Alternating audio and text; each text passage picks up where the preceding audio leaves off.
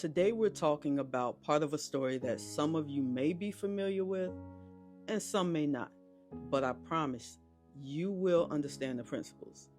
Recently I spoke on how Jonah dealt with two types of fear of man and fear of possibility. Today we're going a little deep on two principles that are covered in Jonah chapter 2. The fourth verse from the CSB version reads, "But I said, I have been banished from your sight, yet I will look once more toward your holy temple." Now, banished means exiled, deported, removed by authority from a country not necessarily one's own, right? To send someone away as an official punishment. So when I read Jonah 2 and 4, my first thought was, now Jonah, you're lying.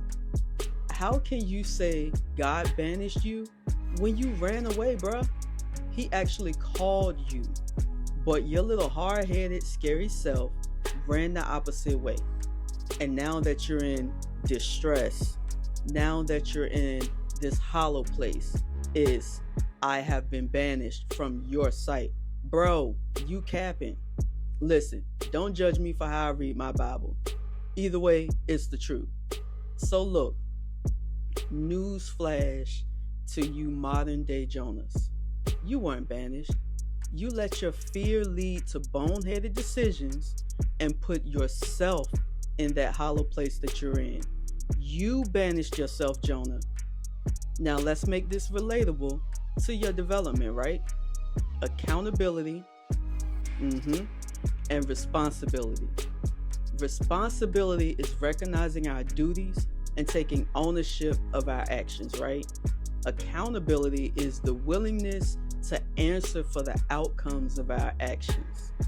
In this moment, Jonah wasn't expressing either of those two pillars, y'all.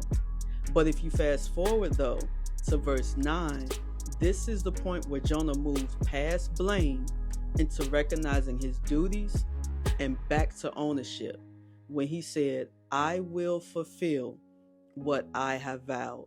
Salvation belongs to the Lord. It was after Jonah spoke those words that he was released from his hollow place. But he had wasted time and energy by this point. So look, for my leaders out there, please hear me and hear me clearly. Stop wasting valuable time, energy, and resources by not recognizing your duties or taking ownership of your actions, and not being willing to answer for the outcome of your actions. Be both responsible and accountable. Both are required in leadership and in this thing called life. Get it together. Don't be a modern day Jonah.